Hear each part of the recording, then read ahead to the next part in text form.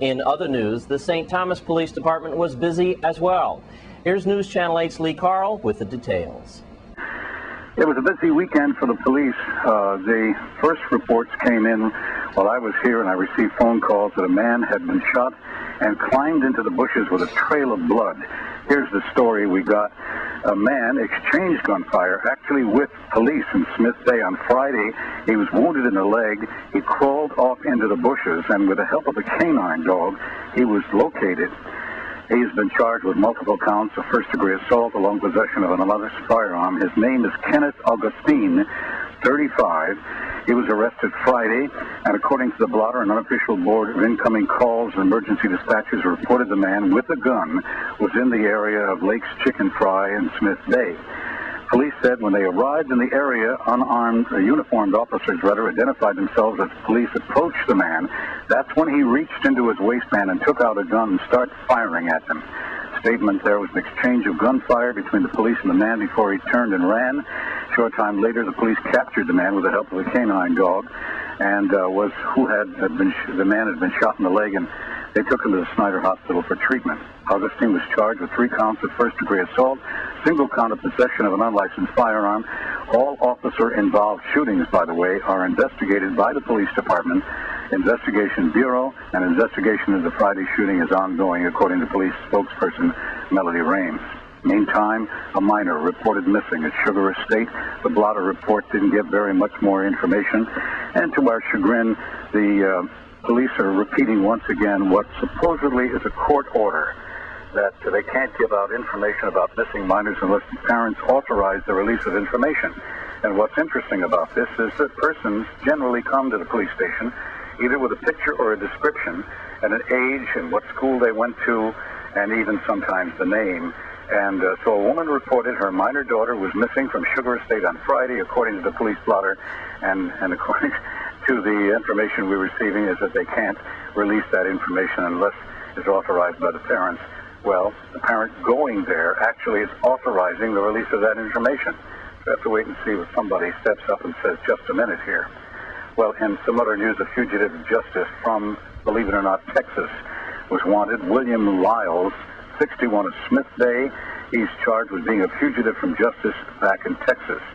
Meantime, another person, this is St. Thomas now, Lorenzo Liebert, Little Plantation, St. John, arrested King Airport, possession, controlled substance, intent to distribute. Police said he was arrested later and passed through customs, found in possession of 2 bricks of cocaine. Bail was set at $100,000 because of the high price of that bricks of cocaine. An assault and battery on an officer, James Igobeda of Lindbergh Bay, arrested, charged with resisting arrest, disturbance of the peace, delaying and obstructing lawful order, aggravated assault and battery. Bail set for him at $10,000. Police are investigating the sexual assault of a 13-year-old girl at Oswald Harris Court Housing Community on Friday. Now, the Raines spokesperson said the girl reported she was walking in the housing area when a man grabbed her or sexually assaulted her. Crime listed as aggravated rape on the blotter. Girl was treated at the Snyder Hospital, and the case is now moved to the Criminal Investigation Bureau. And in a separate incident, a woman reported to police her granddaughter was assaulted in hospital ground. The blotter classified the report as unlawful sexual contact. No further information. And it looks like this seems to be the season of drowning. The 2 or 3 drownings we mentioned, I believe, last week, and now another drowning, this time a little boy who apparently fell into a pool at a resort at Point Pleasant on Saturday. The blotter report showed that the emergency dispatchers were called to request an ambulance for a little boy who apparently fell into the pool and drowned. Police provided no further information on that.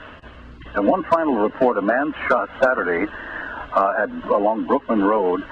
Someone called police around 9:18 in the evening Saturday, requesting an ambulance for a man who had been shot on Brookman Road in the area of the Banana Split bus stop. And the crime was listed as a first-degree assault. Police provided no further information on Saturday. As I mentioned before, it's been a busy weekend. Anyone with any information on any of these... A suspect was recently arrested for the murder of an aspiring 16-year-old jockey. News Channel 8's Wes Small files this report. Boy, the police have been busy. They've just arrested a 30-year-old male suspect, Kali Kassin, of Mount Pleasant. He was arrested around 6 a.m. Friday, charged with murder in the first degree. Meanwhile, his bail was set at $2 million, and he was remanded at Golden Grove Prison. Kassin is accused of shooting and killing 16-year-old Christian Soto III, an aspiring young jockey who had just won his first race, and he was celebrating his victory in the State Harvey when he was shot and killed by a bullet that probably was meant for a 27-year-old who had just walked up to Soto and his friends. Meanwhile, a 17-year-old was injured as well as the 27-year-old.